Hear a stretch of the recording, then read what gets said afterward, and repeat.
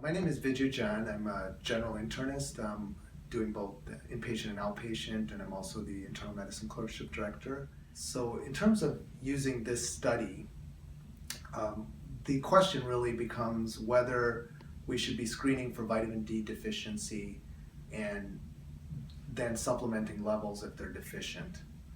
So multiple observational studies like this study have shown that there is increased risk of mortality and other adverse outcomes in people with lower vitamin D levels. And the randomized controlled trials have shown different effects.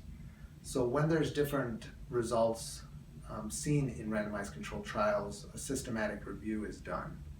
And when they combined all the trials together, they showed a small but significant statistical difference in favor of supplementing vitamin D. And when they looked at only trials that had a low risk of bias, this very low effect was maintained. However, when only trials without a high risk of industry bias was included, the result was no longer statistically significant. So the bottom line is that based on the randomized trials, there may or may not be a small difference or a small benefit from vitamin D supplementation. In general, the national organizations have not been enthusiastic about recommending large-scale screening and vitamin D supplementation.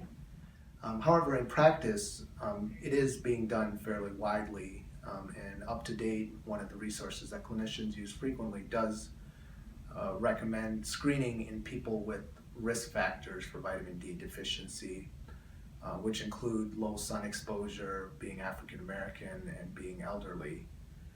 So right now, it's not felt that there's a clear answer. So there's actually 4 large-scale trials that are ongoing right now to answer this question.